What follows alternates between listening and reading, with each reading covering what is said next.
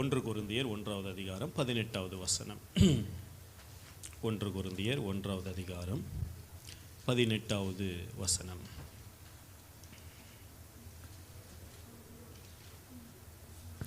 ஒரு வாசிக்க கேட்போம். 1 கொரிந்தியர் 1வது அதிகாரம் 18வது வசனம்.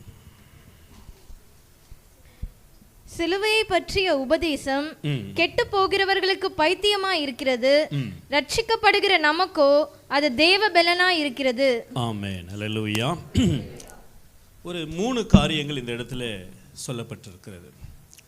சிலுவை பற்றிய உபதேசம், அந்த உபதேசம் கெட்டு போகிறவர்களுக்கு பைத்தியமாக இருக்கிறது, ரட்சிக்கப்படுகிற நமக்கோ அது தேவ பலனாக இருக்கிறது. அப்படின்னா முதல்ல நம்ம அந்த சிலுவையை பற்றி நம்ம கொஞ்சம் தெரிந்து கொள்ளணும் இல்லை? சிலுவை பற்றிய உபதேசம் அப்படின்னா சிலுவையை குறித்து நம்ம பேசுகிற காரியங்கள் அல்ல. அது எவ்வளோ வெயிட்டு, அதில் 3 ஆணிகளால் அவர் கடாவப்பட்டார், அதில் இத்தனை மணி நேரம் தொங்கினார், இதெல்லாம் முக்கியம்தான், தேவையில்லை நம்ம சொல்லலை. ஆனால் எதற்காக அதை பண்ணினார் என்பது தான் நமக்கு என்ன வேணும், ரொம்பவே முக்கியம். அதை நிறைய நேரங்களில் சிலுவை குறித்ததான அந்த சத்தியங்கள் மாறுவதற்கான காரணம் அந்த சரியான புரிதல் நமக்கு இல்லாத பட்சத்தில் அந்த உபதேசங்கள் என்ன பண்ணப்படுகிறது, அது மாறுகிறதை நாம் பார்க்க முடிகிறது. அது என்ன அப்படின்னா அந்த நமக்கு அந்த எவ்வளோ வெயிட்டு, அது எத்தனை மணி நேரம் தொங்கினார், இது எல்லாம் ஒரு பக்கம் இருந்தாலும் எதற்காக அவர் செய்தார், சிலுவையில் ஏன் மரித்தார், யாருக்காக மரித்தார், எதற்காக மரித்தார் என்பதை பற்றியதான வெளிப்பாடுகளை நாம் பெற்றுக்கொள்கிறோம். பார்த்தீங்களா, அதுதான் சிலுவை பற்றியதான ஒரு உபதேசம். அல்லேலூயா. இயேசு 3.5 வருடங்கள் வாழ்ந்தது ஒரு ஊழிய வாழ்க்கை, அது தேவ சித்தம் நிறைந்ததான ஒரு வாழ்க்கை என்றாலும் சிலுவையிலே அவர் செய்ய வேண்டியதில் ஒன்று குறைவுபட்டிருந்தாலும் அது நிறைவு அடைந்திருக்காது. அவர் பிறந்ததற்கு, வளர்ந்ததற்கு, ஊழியம் செய்ததற்கு, உபதேசித்ததற்கு, இது அத்தனைக்கும் ஒரு ஃபைனல், ஒரு முடிவுன்னு ஒன்று வருதுல்ல, அது எங்கே நடைபெற்றது என்று சொன்னால் அது சிலுவையிலே நடைபெற்றது. அதை குறித்ததான வெளிப்பாடு. ஏன் இவர் பிறந்தார் என்பதை விட, இவர் பிறந்தார், வளர்ந்தார், ஓகே, ஏன் இவர் மரித்தார், யாருக்காக மரித்தார், எதற்காக மரித்தார் என்கிறதான ஒரு வெளிப்பாடை நாம் பெற்றுக்கொள்கிறோம். பார்த்தீங்களா, அதுதான் சிலுவையை பற்றியதான ஒரு உபதேசம். சிலுவையில் மரித்தார் என்கிறதான அந்த நிகழ்வோடு கூட என்ன நடந்தது என்பதையும், எனக்கு ஏன் இந்த வசனம் கொடுக்கப்பட்டது, என்னவா சிலுவையில் மரித்தது ஒரு நிகழ்வு, அநேக நிகழ்வுகள் இயேசு வாழ்ந்த நாட்களில் வந்தது. அவர் பிறந்தது ஒரு நிகழ்வு, அவருக்கு காணிக்கைகள் கொண்டு வரப்பட்டது ஒரு நிகழ்வு, அவர் தேவாலயத்துக்கு போய் வந்தது நிகழ்வு. இப்படியாக இயேசு வாழ்ந்த நாட்களில் அவர் போய் வந்ததான ஒவ்வொரு காரியங்களும் ஒவ்வொரு நிகழ்வு. அதில் இறுதி நிகழ்வு என்ன அப்படின்னு பார்த்தீங்கன்னா, அவர் உயிரோடு இருக்கும் பொழுது, அதாவது மரிப்பதற்கு முன்பான அந்த நிகழ்வு எதுனா சிலுவையிலே நடந்த நிகழ்வு. அந்த சிலுவையின் நிகழ்வு ஏதோ நடந்து விட்டது என்பது அல்ல, எனக்கு ஏன் இது சொல்லப்பட்டிருக்கிறது, ஏன் சிலுவையை குறித்த வெளிப்பாடு எனக்கு கொடுக்கப்படுகிறது, நான் ஏன் இவரை குறித்து நான் அறிந்து கொள்ள வேண்டும் என்கிறதான சத்தியத்தை நாம் அறிந்து கொள்கிறோம்ல, அதுதான் நமக்கு அந்த உபதேசம். சிலுவை குறித்ததான வெளிப்பாடு அதுதான் சிலுவை குறித்ததான உபதேசம், அதுதான் நாம் சொல்லப்படுகிறது. சிலுவை மரணத்தினால் எனக்கு உண்டான நன்மை என்ன என்பதை அறிந்து கொள்வதுதான் சிலுவை பற்றியதான ஒரு உபதேசம். சிலுவையில் மரித்தார் அப்படின்னு சொல்லி ஒரே வார்த்தையில் முடிச்சிடலாம். ஆனால் அந்த சிலுவையில் மரித்தார் என்பதில் அதற்கு பின்பாக என்ன நடந்திருக்கிறது என்பதை நம்ம அறிந்து கொள்ளணும்ல. ஒரு உதாரணத்துக்கு உங்களுக்கு சொல்கிற பாருங்க, நல்ல வயிறு திருப்தியை நான் சாப்பிட்டேன் அப்படின்னு நம்ம சொல்கிறோன்னு வச்சுக்கிங்களேன். நான் சொல்கிறேன் வயிறு திருப்தியாக சாப்பிட்டேன் அப்படின்னா, நான் சாப்பிட்டேன்றதில் என்ன இருக்குன்னா, நான் சோறு சாப்பிட்ருக்கிறேன், அதில் குழம்பு ஊற்றிருக்கிறேன், எனக்கு வேண்டியதான பொரியல் வைத்திருக்கிறேன், கறியோ மீனோ அதில் வச்சுருக்கிறேன், எல்லாம் சாப்பிட்டு தண்ணியை குடிச்சிருக்கிறேன். இது அத்தனையும் சேர்ந்தது தான் நான் வயிறு திருப்தியாக சாப்பிட்டேன். புரியுதுங்களா? ஆக இயேசு சிலுவையில் மரித்தார் அப்படின்ற ஒரு காரியம் உண்மை, அது நடந்தது உண்மை. ஆனால் அதற்கு பின்பாக என்ன, எதற்காக இது நடைபெற்றது என்பதை நாம் அறிந்து கொள்ள வேண்டும். அதுதான் சிலுவையை பற்றியதான ஒரு உபதேசம். சரி, இந்த சிலுவை பற்றிய உபதேசம் இது யாருக்கு சொல்லப்படுகிறது? சிலுவை பற்றிய உபதேசம் இது யாருக்கு சொல்லப்படுகிறது என்று சொன்னால், இந்த 1 கொரிந்தியரை நீங்கள் வாசிப்பீர்கள் என்று சொன்னால், அப்போஸ்தலனாகிய பவுல் கொரிந்து சபைக்கு தான் என்ன பண்ணுகிறார், எழுதுகிறார். கொரிந்து சபைக்கு எழுதுகிறார். கொரிந்து சபையை குறித்து அவர் சொல்லும் பொழுது, இவர்கள் யார் அப்படின்னு பார்த்தீங்கன்னா, இவங்க எல்லா உபதேசத்திலும் சம்பூர்ணமாக்கப்பட்டவர்கள். நீங்கள் அந்த 1வது அதிகாரத்தில் நீங்கள் வாசிக்கும் பொழுதே தெரியும், எல்லா உபதேசத்திலும் இவர்கள் சம்பூர்ணமாக்கப்பட்டவர்கள். ஒரு விசேஷித்த கிருபைகளை பெற்றதான ஒரு சபை கொரிந்து சபை. ஆனாலும் அப்போஸ்தலனாகிய பவுல் அதையெல்லாம் சொல்லி வாழ்த்துக்கள் சொல்லி வரும்பொழுது ஒரு காரியத்தை அவர் சொல்லுகிறார். நான் வந்ததற்கான ஒரு நோக்கம் என்ன அப்படின்னு பார்த்தீங்கன்னா, சாதுரிய ஞானம் இல்லாமல் நான் சிலுவையை பற்றி தான் பேச நான் வந்திருக்கிறேன். சிலுவையை பற்றிய உபதேசம் அது கெட்டு போகிறவர்களுக்கு எப்படி இருக்கிறது, பைத்தியமாக இருக்கிறது என்று சொல்லி சிலுவையை குறித்து 17வது வசனத்திலிருந்து 31வது வசனம் வரைக்கும் நிறைவு பண்ணுகிறார். ஞானிகளை வெட்கப்படுத்தும்படி பைத்தியமானவைகளை என்ன பண்ணுகிறார், அவர் தெரிந்து கொண்டார். அந்த பைத்தியமானவைகளை எதை கொண்டு என்று சொன்னால், பைத்தியமாய் தோன்றுகிறதான இந்த சுவிசேஷம். எந்த சுவிசேஷனா, சிலுவை மரத்தில் இயேசு மரிச்சாரு, இதுல என்னடா விடுதலை இருக்கு அப்படின்னா, ஆவிக்குரியவங்களுக்கு அதை ஏற்றுக்கொள்ளுகிறவர்களுக்கு அந்த விடுதலையை அவர்கள் அனுபவிக்க முடியும், பார்க்க முடியும். ஆனால் சபையிலேயே தர்க்கம் பண்ணி கொண்டிருக்கிறவர்கள், கேள்வி கேட்கிற ஒரு குழுக்கள் உண்டு, அவர்களுக்கு அது விளங்கவே விளங்காது. ஆகவேதான் அவர் என்ன சொல்லுகிறார், சபைக்கு தான் இந்த வார்த்தை என்ன பண்ணுகிறது, பேசப்படுகிறது. கொரிந்து சபைக்கு தான் அவர் என்ன பண்ணுகிறார், அவர் பேசுகிறார். தெசலோனிக்கே பட்டணத்தில் இருக்கும்பொழுது அவர் என்ன பண்ணுகிறார், இந்த கொரிந்து சபைக்கு அவர் எழுதுகிறார் இந்த நிருபத்தை. ஆக என்னன்னா, அவர் சபையை குறித்து எழுதுகிறார். 2 பிரிவு என்ன பண்ணப்படுகிறது, சபையிலே காணப்படுகிறது. ஒன்று, கெட்டு போகிறவர்கள். சிலுவையை பற்றிய உபதேசத்தை கேட்கிறவர்கள் ஒரு குழு எப்படி இருக்குது, கெட்டு போகிறவர்கள் இருக்கிறாங்க. அதே நேரம் ரட்சிக்கப்படுகிறவர்கள் இருக்கிறாங்க. கெட்டு போகிறவர்களுக்கு இந்த உபதேசம் எப்படி இருக்குதுன்னா, பைத்தியமா இருக்குது. அப்போ அது என்னன்னா, என்ன இது பேசுறாங்க, இதுக்கு போய் சொல்லணுமா, இதுக்கு ஒரு கூட்டம் வைக்கணுமா, அதை ஆன்லைன்லேயே பார்த்துக்கலாம் இப்படின்ற ஒரு கூட்டம் இருக்கும். இல்லை எல்லாம் என்ன தெரியாது, என்ன பேசிட போகிறாங்க, தெரியாதது என்ன பேசிட போகிறாங்க அப்படின்ற ஒரு கூட்டமும் இருக்கும். ஆனால் இன்னொரு ஒரு கூட்டம் இருக்குது, இந்த நாளிலே இந்த சிலுவை உபதேசத்தை பற்றி கர்த்தர் என்னோடு என்ன பேச போகிறார், எனக்கு என்ன பலனை கர்த்தர் கொடுக்க போகிறார். ஒவ்வொரு நாளும் சிலுவையை பற்றி தான உபதேசத்தை நாம் தியானிக்கும் பொழுது அதிலிருந்து புதிய பலனை நாம் அடைகிறோம். அல்லேலூயா. வேதம் என்ன சொல்லுகிறதுனா, நமக்கு இதில் சிலுவை பற்றிய உபதேசம் கெட்டு போகிறவர்களும் பைத்தியமா இருக்குது, ரட்சிக்கப்படுகிற நமக்கோ தேவ பலனா இருக்கிறதுன்றல. பொது மொழிபெயர்ப்பில் எப்படி சொல்லப்பட்டிருக்குதுன்னா, அது தேவ பிள்ளைகளுக்கு வல்லமை ஆகும். இது ஒரு பவர். சிலுவையினுடைய உபதேசம், இதை நீங்கள் அறிந்து கொள்வீர்கள் என்று சொன்னால் இது ஒரு மிகப்பெரிய வல்லமை. இதில் இன்னொரு ஒரு ரகசியம் என்னவென்று சொன்னால், இந்த உபதேசத்தை சரியாக தெளிவாக நீங்க விளங்கி கொண்டீங்கன்னா பிசாசு உங்ககிட்ட வரமாட்டான். அல்லேலூயா. எந்த ஒரு கர்த்தருடைய பிள்ளை சத்தியத்தை சரியா அறிஞ்சிருக்கிறாங்களோ அந்த இடத்துல பிசாசு வேலையே செய்ய மாட்டான். நீங்க நல்லா கவனிச்சு பாருங்க, வேதம் முழுவதும் நீங்க வாசித்து பாருங்க.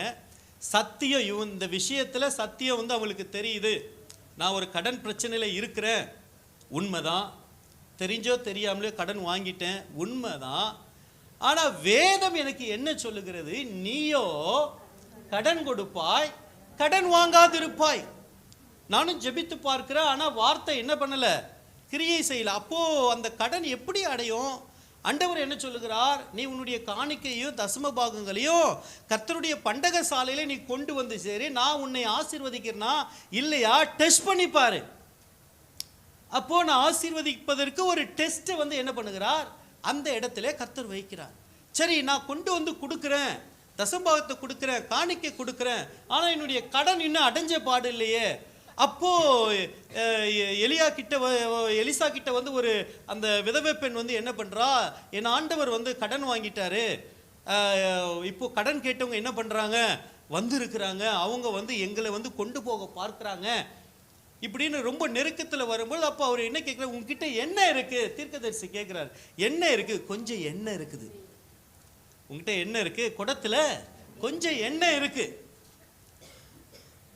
அப்போ அவர் என்ன சொல்லுகிறார், அப்போ அதை போயிட்டு என்ன பண்ணு, வாங்கி அக்கம் பக்கத்தில் இருக்கிற பாத்திரங்கள்லாம் வாங்கி நீ அதை என்ன பண்ணு, அதில் மாற்றி ஊற்றி கொண்டே இரு. அப்போ விசுவாசம் அந்த எண்ணெய்க்கு அடையாளமா என்ன பண்ணப்படுகிறது, சொல்லப்படுகிறது. அப்போ விசுவாசத்தோடு நான் வாக்குத்தத்தத்தை சொல்லி ஜெபிக்கும் பொழுது, விசுவாசத்தோடு நான் ஒரு காணிக்கையோ தசம பாகத்தையோ கொடுக்கும் பொழுது என் கடன் நீங்கும் என்கிறதான சத்தியத்தை நாம் விளங்கிக் கொள்வோம் என்று சொன்னால் சீக்கிரத்திலே கடன் நம்ம விட்டு போயிடும். இப்படியாக ஒவ்வொரு சத்தியமும் வியாதியில் இருக்கிறவர்களுக்கு ஒரு சத்தியம் இருக்குது, வியாதியில் இருக்கிறது ஒரு சத்தியம் இருக்கு. அவர் என்ன பண்ணுகிறார், தம்முடைய வார்த்தைகளை அனுப்பி அவர்களை குணப்படுத்துகிறார் என்று சொல்லி வேதம் சொல்லுகிறது. அப்போ அப்படி குணப்படுத்துகிற வார்த்தை என்ன, நான் அவர்களுக்கு ஆரோக்கியத்தை வர பண்ணுவேன். அப்போ எனக்கு நீங்க ஆரோக்கியத்தை வர பண்ணுவேன் உங்க வார்த்தை சொல்லி இருக்கிறது, அந்த வார்த்தை எனக்குள்ள வரட்டும். அப்போ அப்படி தழும்புகளால் குணமாகிறோம், அந்த தழும்பு கொடுத்து இருக்கிறாரு. அப்போ இதெல்லாம் சொல்லி நான் என்ன பண்ணணும், நான் ஜெபிக்கணும், விசுவாசத்தோடு ஜெபிக்கணும். இந்த வேத வசனங்களை அறிந்து கொண்டு இதை ஒன்றன் பின் ஒன்றாக நான் சொல்லி ஜெபிக்கும் பொழுது இந்த சத்தியத்தை அறிந்த வெளிப்பாடோடு கூட நான் என்ன பண்ணுகிறேன், செயல்படுகிறேன். அப்போ வியாதி என்கிற பிசாசு எனக்குள்ள என்ன இருக்காது, இனி வராது. அதிலே கர்த்தர் விடுதலை கொடுப்பார்.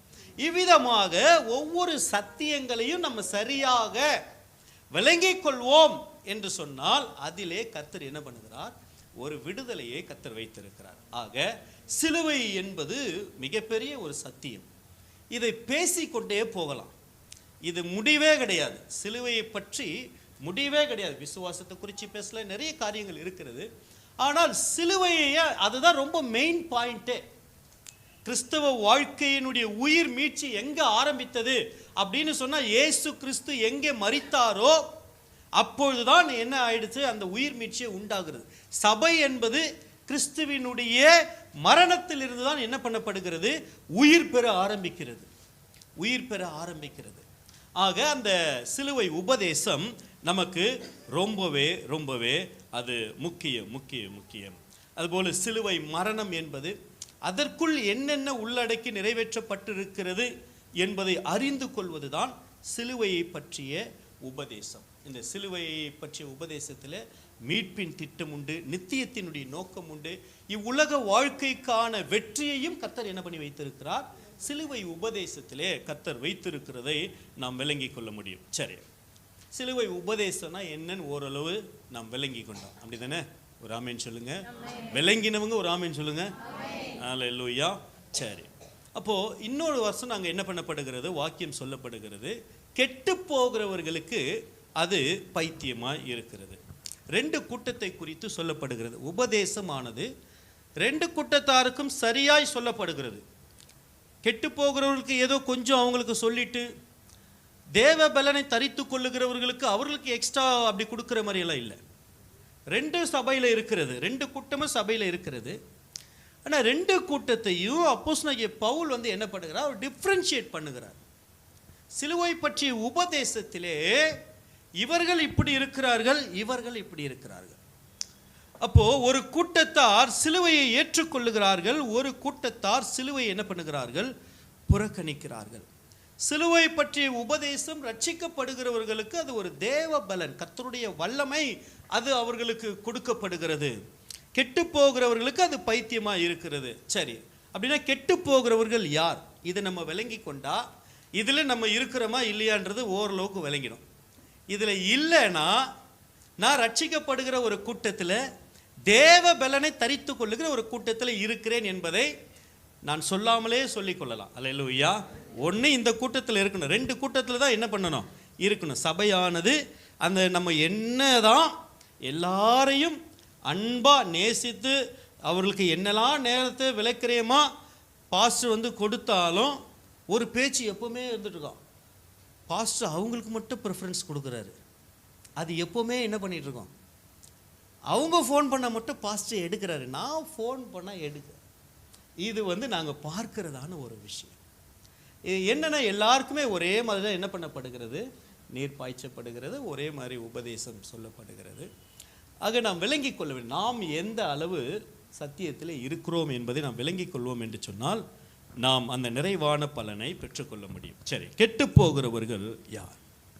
கெட்டு போகிறவர்கள் என்றால் வேதம் அதற்கு கொடுக்கிற அர்த்தம் என்னவென்று சொன்னால் அவர்கள் அழிந்து போகிறவர்கள். அழிந்து போகிறவர்கள். கேடு என்பதற்கு கிரேக்க மொழிபெயர்ப்பில் அழிவு அழிவு அழிவு என்பது தான் என்ன பண்ணப்பட்டிருக்கிறது, சொல்லப்பட்டிருக்கிறது. இப்போ இவர்கள் யார், அழிந்து போகிறதான இவர்கள் யார் என்று சொன்னால் தேவனுடைய சத்தியத்தை விட்டு பாவத்தையே விரும்புகிறவர்கள். அப்படின்னா இவங்களுக்கு சத்தியம் தெரியாதவங்க கிடையாது, தெரியும். ஆனால் இவங்க சத்தியத்தை விட தான் விரும்புகிற அந்த பாவத்தையே இவர்கள் என்ன பற்றி கொள்ள விரும்புகிறார்கள். வெளியே பார்ப்பதற்கு பசுத்தோல் போர்த்திய புலி, இவங்க ஓநாய் அப்படி கூட சொல்லலாம், பசுத்தோல் போர்த்திய ஓநாய் அப்படி கூட சொல்லலாம். ஆனால் என்ன, இவர்களுக்குள்ளே என்ன இருக்கிறது என்று சொன்னால் பாவம் நிறைந்திருக்கிறது, நிறைந்திருக்கிறது. தேவனுடைய சத்தியத்தை விட்டு பாவத்தையே விரும்புகிறவர்கள், சத்தியத்தை தள்ளி பாவத்தை பிரியப்படுத்தி அதிலே வாழ விரும்புகிறவர்கள் இந்த அழிந்து போகிறதான ஒரு கூட்டம். ஆனால் எங்கே தான் இருக்கிறாங்க இவங்க? சபையில் தான் இருக்கிறாங்க. அதுதான் ரொம்ப வேதனை, அதுதான் ரொம்ப வேதனை.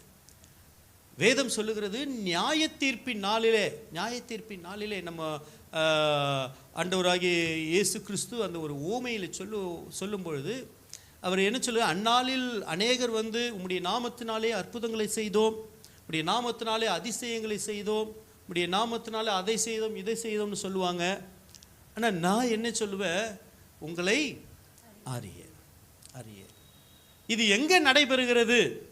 ஆண்டவர் ஒரு ஓமையாக அதை சொல்லுகிறார், நடக்க போகிற காரியத்தை சொல்லுகிறார்.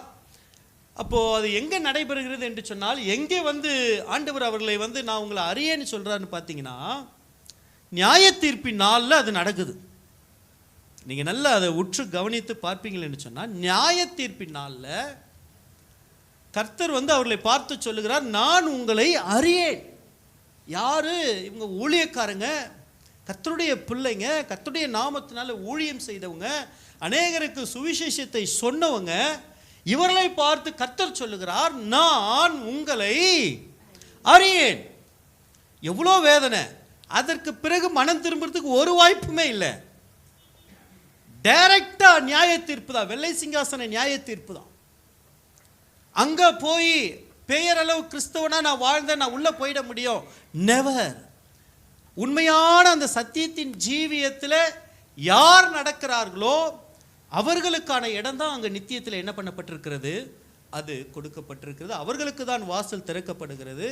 அவர்களுக்கு தான் ஆண்டவர் சொல்லுகிறார், உண்மை உத்தமமான ஊழியக்காரனே, உன் எஜமானுடைய சந்தோஷத்திற்குள்ளே பிரவேசி. கிறிஸ்டியன் லைஃப் எப்படிப்பட்ட லைஃப்னா உண்மையும் உத்தமமான வாழ்க்கை. அந்த உண்மையும் உத்தமமாக நான் எப்படி வாழ முடியும்னா, இந்த உபதேசங்கள், இந்த சத்தியங்களை நான் அறிந்து கொண்டால்தான் எது உண்மை இல்லைன்றது என்னால் விளங்கி கொள்ள முடியும், எது பொய் என்பதை என்ன பண்ண முடியும், விளங்கி கொள்ள முடியும். ஆனால் இவர்களோ என்ன, சத்தியத்தை தள்ளி பாவத்தை பிரியப்படுத்தி அதிலே வாழ விரும்புகிறதான ஒரு கூட்டம். இவர்களை வேதம் கெட்டு போகிறவர்கள் என்பது மாத்திரமல்ல, இவர்கள் அனைவரும் முட்டாள்கள் என்று சொல்லி வேதம் சொல்லுகிறது. முட்டாள்கள், முட்டாள்கள். அதாவது ஈஸி டு ரீட் வேர்ஷனில் எப்படி சொல்லுதுன்னா, கெட்டு போகிறவர்களுக்கு, கெட்டு போகிற மக்களுக்கு சிலுவையை பற்றிய போதனை முட்டாள்தனமாய் தோன்றுகிறது. ஈஸி டு ரீட் வேர்ஷன் ஒரு மொழிபெயர்ப்பு இருக்குது தமிழில். அந்த மொழிபெயர்ப்பு அதை ரொம்ப எளிய நட, யார் வேணாலும் அதை புரிந்து கொள்ளலாம். அந்த மொழிபெயர்ப்பு என்ன சொல்லுதுன்னா, கெட்டு போகிற மக்களுக்கு சிலுவை பற்றிய போதனை முட்டாள்தனமாக இருக்கும். யாருக்கு இது முட்டாள்தனமாக இருக்குதுன்னா, அவங்க கெட்டு போகிறாங்க. அவங்க தாங்களாகவே என்ன பண்ணி கொள்ளுகிறாங்க, தங்களை மாற்றிக் கொள்ளுகிறார்கள். எபேசியர் 4வது அதிகாரம் 22வது வசனத்தை வாசிப்போம்.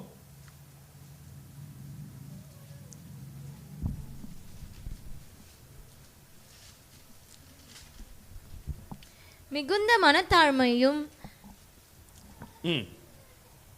நீடிய 4:22. அந்தபடி முந்தின நடக்கைக்குரிய மோசம் போக்கும் இச்சைகளாலே கெட்டு போகிற பழைய மனுஷனை நீங்கள் களைந்து போட்டு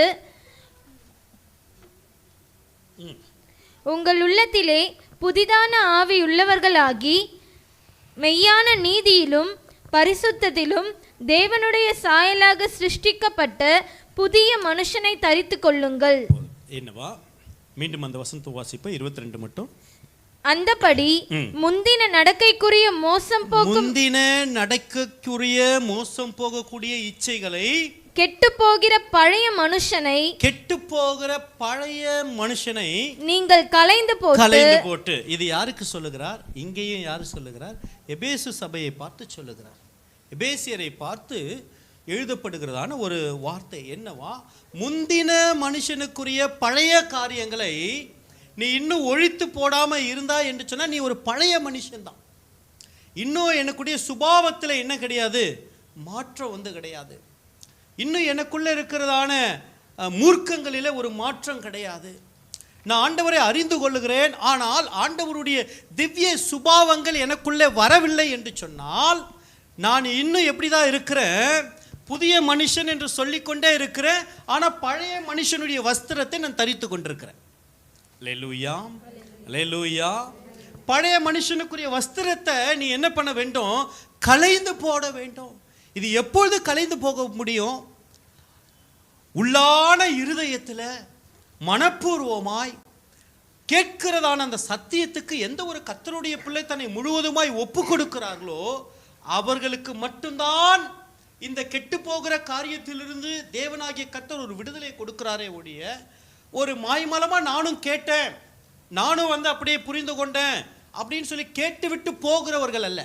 ஆகவேதான் ஆண்டவர் சொல்கிறார், வசனம் விதைக்கப்படும் பொழுது சிலது 30, சிலது 60, சிலது 100ன்னு சொல்லிட்டு அவர்கள் கேட்கிற விதத்தை குறித்து அப்படி சொன்னார். எந்த அளவு நம்ம கேட்கிறோமோ அந்த அளவு சுபாவத்தில் மாற்றம் வரும்.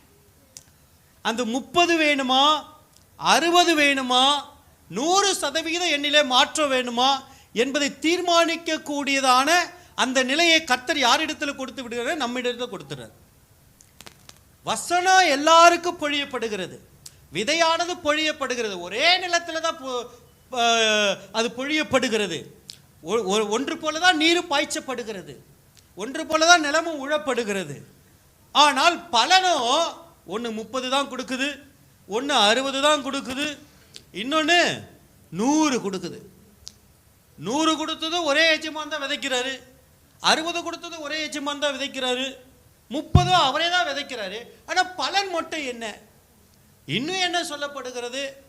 கோதுமை கலைகளில் நல்ல நல்ல கோதுமை நல்லா விளைஞ்சிருக்குது, நம்ம நல்ல நிலத்து நம்ம நல்ல விதையை தானே விளைச்சோம், பின்ன கலைகள் எப்படி வந்து விட்டது அப்படின்னு கேட்கும்போது இயேசு கிறிஸ்து இப்படி சொல்லுகிறார், தூங்கும் பொழுது பிசாசானவன் வந்து என்ன பண்ணி விட்டான்? விதைத்து விட்டான். சிலருக்கு வசனத்தை கேட்கும் பொழுதே ஒரு தூக்கம். அப்படின்னா என்னன்னா, தோற்றம் இங்கே இருக்கும், இருதயம் வேற எங்கேயோ இருக்கும். அப்போ பிசாசானவன் செய்கிற முதல் காரியம், உபதேசத்தை உங்களை கேட்க விட மாட்டான், சத்தியத்தை உங்களை கேட்க விட மாட்டான். உங்களுக்கு அந்த நேரங்களில் பிரச்சனைகளோ உபத்திரவங்களையோ நெருக்கங்களையோ இதையே நினைவுபடுத்தி கொண்டு ஆட்கள் இருக்கிறது என்னமோ இங்கே தான். பேர் என்னமோ ஆபிரகாமின் குமாரத்தி தான், பேர் என்னமோ ஆபிரகாமின் குமாரத்தி தான். ஆனால் 18 வருஷம் அவன் என்ன எப்படி இருந்தாலும் கூனியாக தான் இருந்தான். 18 வருஷம், அதுவும் தேவனுடைய ஆலயத்துக்கு அனுதினமும் வந்து தான் போகிறான். எவ்வளோ வேதனை! நீ 18 வருஷம் வந்திருக்கிற, 18 வருஷம் எவ்வளோ வார்த்தைகள் உனக்கு கொடுக்கப்படுகிறது. அந்த எவ்வளோ வார்த்தைகள் கிடைத்தாலும் உன்னுடைய கூன் வந்து நிமிரவில்லை என்று சொன்னால் யார் காரணம்? பேரினவ ஆபிரகாமின் குமாரத்தி. ஆபிரகாமின் குமாரத்தி கூனியா இருப்பாங்களா? இல்லவே இல்லை. அவர்கள் நிமிர்ந்து நடக்கக்கூடியவர்கள், அவர்கள் எழுந்து நடக்கக்கூடியவர்கள், அவர்கள் வேண்டாத இடத்தை விட்டு வேண்டியதான கானானை நோக்கி பயணிக்கக்கூடியவர்கள் ஆபிரகாமின் குமாரத்தி. பூமியின் வாழ்க்கையை விட்டு மறுமைக்குரிய வாழ்க்கையை நோக்கி அந்த சிந்தையாய் பயணிக்கக்கூடியவர்கள் ஆபிரகாமின் குமாரத்தி. ஆனால் இவளுக்கு என்னவா, கூன் விழுந்து பூமியையே பார்த்துட்டு இருக்க. உலக கவலை தான் இவளுக்கு, உலக பிரச்சனை, தேவைகளை குறித்து ஒரு நாளும் நிமிரவே முடியாது. என்றைக்கு சத்தியத்துக்கு நம்ம செவி சாய்க்கிறோமோ, உபதேசத்துக்கு உண்மையாய் நாம் செவி சாய்க்கிறோமோ, அப்பொழுது நமக்கான விளைச்சலையும் பலனையும் நாம் என்ன பண்ண முடியும், பார்க்க முடியும். 2 தெசலோனிக்கேயர் 2:10. யார் கெட்டு போகிறவர்கள்? 2 தெசலோனிக்கேயர் 2:10.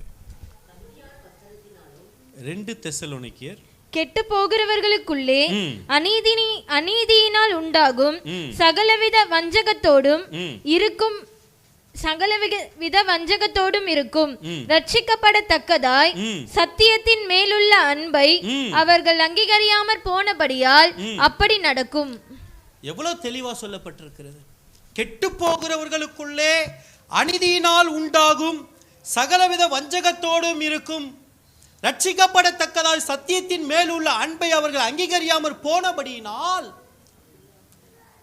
சத்திய ரட்சிக்கப்படுவதற்கான ஒரு சாத்தியக்கூறான ஒரு ஃபார்முலா கர்த்தர் வைத்திருக்கிறார். என்னன்னா, சத்தியத்தை நீ அறிஞ்சினா உனக்கான விடுதலை. இந்த சத்தியம் எதை நிமித்தம் கொடுக்கப்படுகிறது என்று சொன்னால், நம்மீது வைத்ததான ஒரு அன்பின் நிமித்தமா என்ன பண்ணப்படுகிறது, கொடுக்கப்படுகிறது. ஆனால் வேதம் சொல்லுகிறது, அவன் இருதயம் வஞ்சகத்தினாலும் வன்மத்தினாலும் நிறைந்திருக்கிறபடியினால் கிறிஸ்துவின் மேல் உள்ள அன்பை அவனால் என்ன பண்ண முடியவில்லை, ஏற்றுக்கொள்ள முடியாமல் அவன் கெட்டு போகிறான். தனக்குள் இருக்கிற வஞ்சகத்தினால் தான் அழிந்து கொண்டிருப்பதை உணர்ந்தாலும், சில நேரங்களில் உணரறான், ஆனால் தான் அதிலிருந்து வெளியே வருவதற்கு, கொஞ்சமாக வெளியே வருவதற்கு அவன் விட்டு கொடாதபடியினாலே அதிலே போய் என்ன பண்ணி விடுகிறான், அழிந்து போய் விடுகிறான். யோவான் 17:12 வாசிப்போம். யோவான் எழுதின சுவிசேஷம் 17வது அதிகாரம் 12வது வசனம்.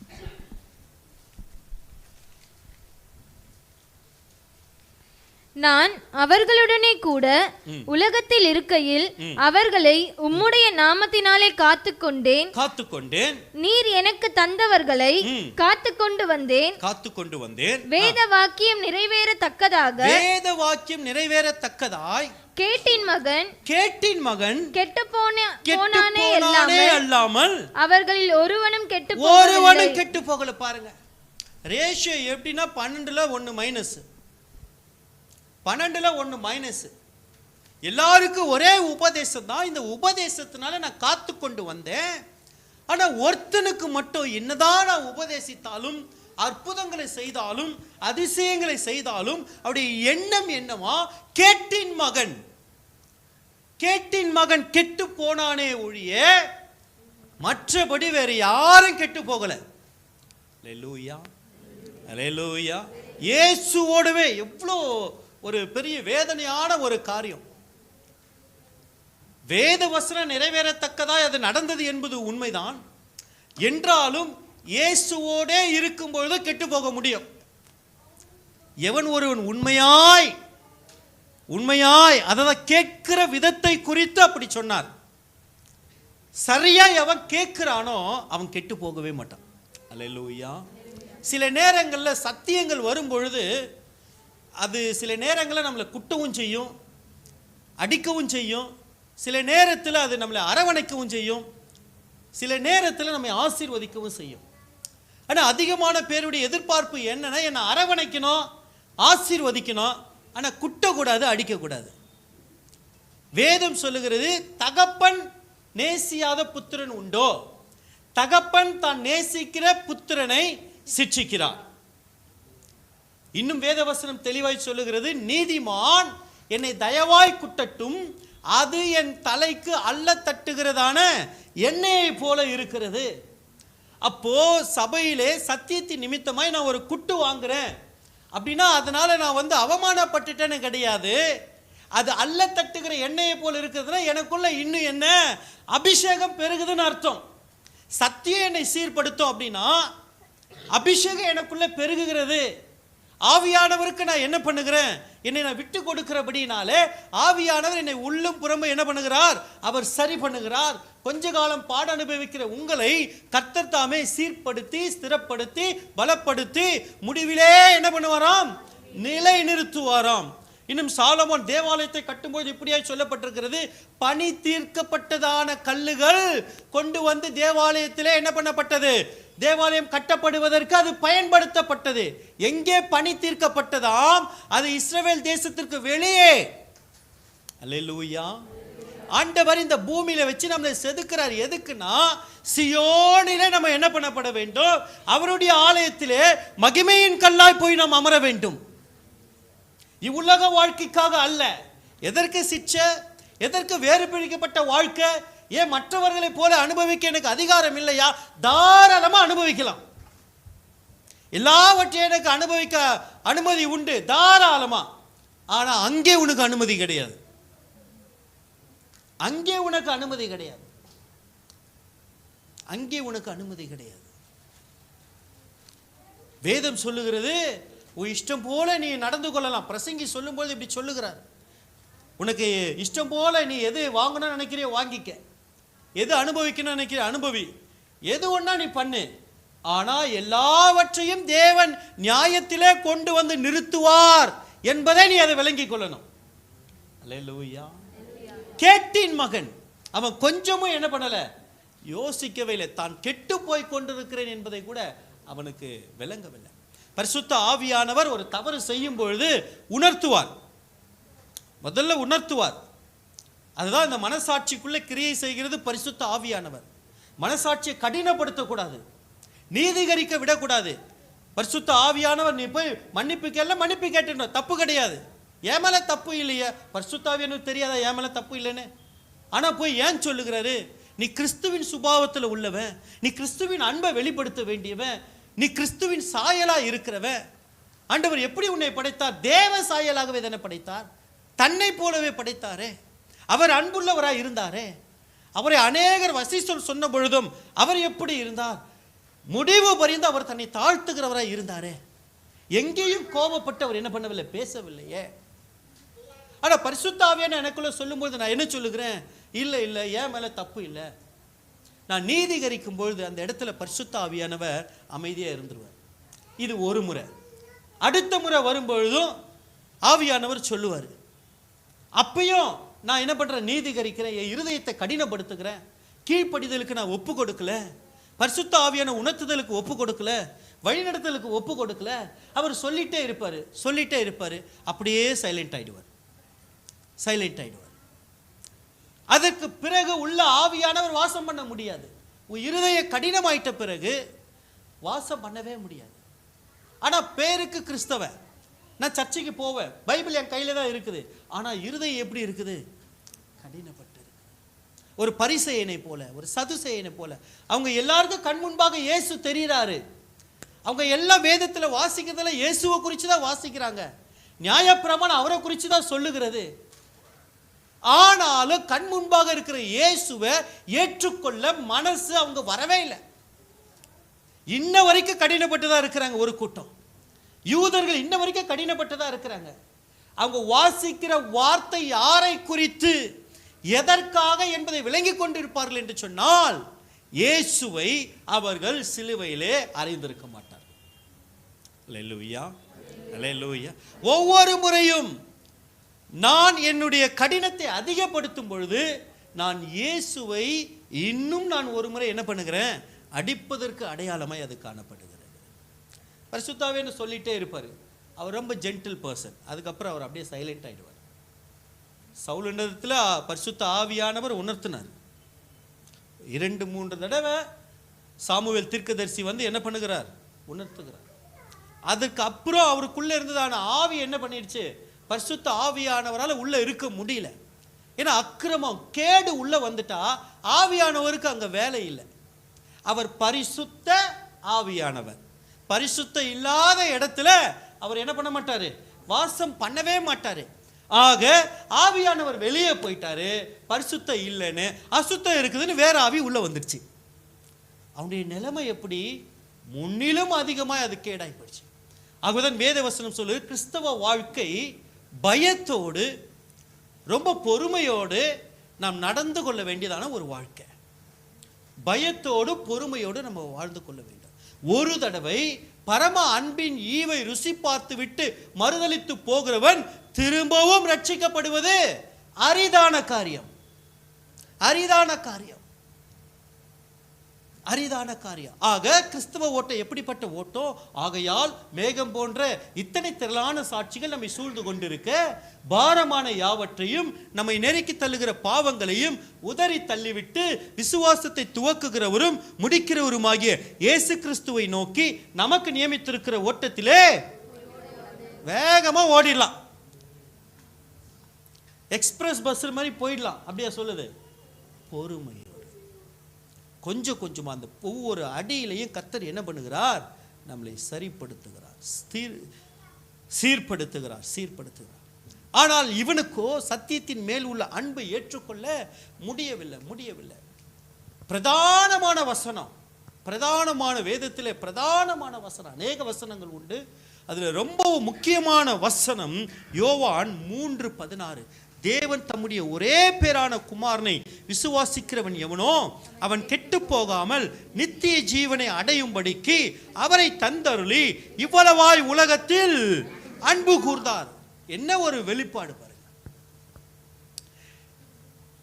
அன்பின் வெளிப்பாடு. தேவன் தன்னுடைய குமாரனே நமக்காக என்ன பண்ணியிருக்கிறாரு? கொடுத்திருக்கிறார். அவர் குமாரன் மீது அன்பினாலே அவர் அனுப்பல, என் மீது வைத்த அன்பினாலே விலையேற பெற்ற தன்னுடைய குமாரனையே, சொந்த குமாரனையே அவர் என்ன பண்ணிட்டாரு? பலியாக கொடுத்துட்டார். இந்த அன்பின் வெளிப்பாடு பாருங்க, அந்த அன்பின் வெளிப்பாடு. யோவான் 3:19-20 வாசிப்போம். ஒளியானது உலகத்திலே வந்திருந்தும் மனுஷனுடைய கிரியைகள் பொல்லாதவைகளா இருக்கிறபடியினால் அவர்கள் ஒளியை பார்க்கிலும் இருளை விரும்புகிறதே அந்த ஆக்கினை தீர்ப்புக்கு காரணமாய் இருக்கிறது. பொல்லாங்கு செய்கிற எவனும் ஒளியை பகைக்கிறான், தன் கிரியைகள் கண்டிக்கப்படாதபடிக்கு ஒளியினிடத்தில் வராதிருக்கிறான். அவனால இந்த அன்பை என்ன பண்ணிக்கொள்ள முடியல, விளங்கி கொள்ள முடியல. இதுக்குள்ள வந்தானா அந்த வெளிச்சத்தின் பாதையில் அவன் என்ன பண்ணிக்கொள்ள முடியும்? நடந்து கொள்ள முடியும். அவனுடைய கிரியைகள் எல்லாம் பொல்லாங்கா இருக்கிறபடினாலே ஒளியினிடத்தில் அவன் வராது இருக்கிறான். தேவனுடைய அன்பு எப்பேற்பட்டது, எவ்வளோ ஆச்சரியமானது! ஒன்றுக்கும் தகுதியில்லாத என்னை, சிறியவனும் புழுதியுமா இருக்கிறதான என்னை விடுவிக்க தேவன் ஒரு திட்டத்தை தீட்டி, பல ஆயிரம் வருடங்களுக்கு முன்பாக ஒரு திட்டத்தை தீட்டி தன்னுடைய குமாரனை அதற்கு ஆயத்தப்படுத்தி அவர் என் மீது வைத்திருக்கிற அன்பை வெளிப்படுத்துவதற்காக அவரை கொடுத்ததும் அல்லாமல் அவரை மரணிப்பதற்கும் சிலுவையில் அறைவதற்கும் ஒப்பு கொடுத்தாரே. எவ்வளோ பெரிய அன்பு! இந்த அன்பின் வெளிப்பாடு அவனால் என்ன பண்ணிக்கொள்ள முடியல, கெட்டு போகிறவர்களால் விளங்கி கொள்ள முடியல. ஒரு அன்பின் வெளிப்பாடு என்ன? ஒரு புன்னகை, ஒரு பரிசு, இன்னும் மற்றும் பல. ஆனால் தேவன் அன்பின் வெளிப்பாடாக தன்னுடைய குமாரனை என்ன பண்ணி வைத்திருக்கிறார்? கொடுத்திருக்கிறார். ஆனால் இதை கெட்டு போகிற மனுஷனால என்ன பண்ண முடியவில்லை, அவனால ஏற்றுக்கொள்ள முடியவில்லை. தேவன் நம்மீது வைத்த அன்பினால் தம்முடைய குமாரனை மரிப்பதற்கு ஒப்பு கொடுத்தார். இவனால் அந்த அன்பை புரிந்து கொள்ளவும் முடியவில்லை. காரணம், அந்த அளவிற்கு அவனுடைய இருதயம் கடினப்பட்டு கெட்டு போய் கொண்டே இருக்கிறான். அவனுடைய வாழ்க்கை இறுதியிலே போய் அழிவிலே தான் அது என்ன பண்ணப்படுகிறது? முடிகிறதா இருக்கு. இது கெட்டு போகிறவர்களுக்குரிய காரியம். ரட்சிக்கப்படுகிற நமக்கோ அது தேவ பலனாக இருக்கிறது. அல்லேலூயா! அது தேவ பலன் என்ன, அதை மட்டும் கொஞ்சம் பார்ப்போம். எபேசியர் 2:16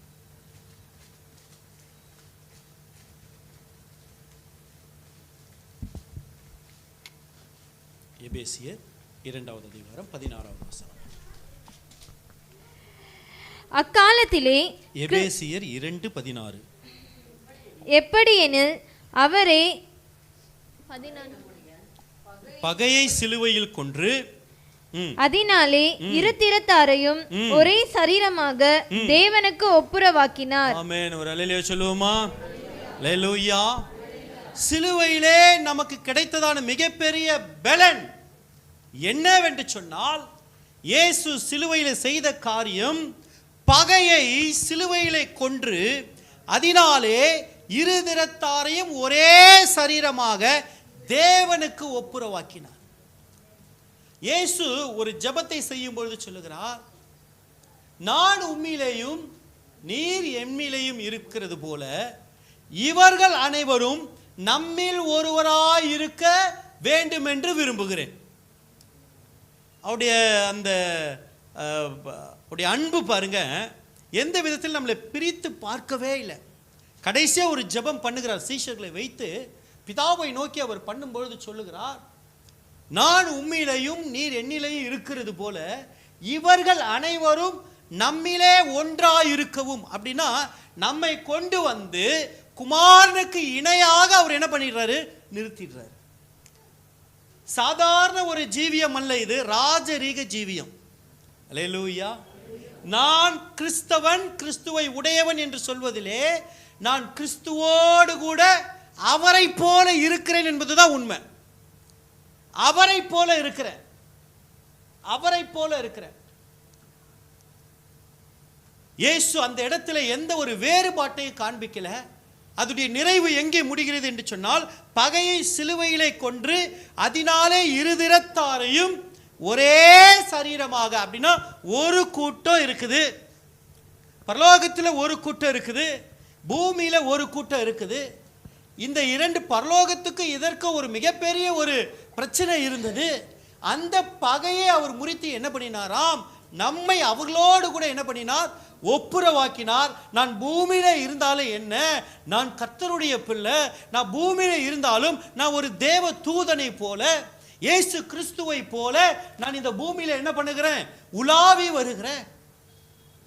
அவரோடு கூட இருக்கிற அந்த அன்பின் ஐக்கியம், அவர் என்ன எதற்காக இதை செய்தார் என்பதை விளங்கிக் கொள்வோம் என்று சொன்னால், நாம் எவ்விதமாய் இந்த உலகத்தில் வாழ வேண்டும் என்பதை விளங்கிக் கொள்வோம்.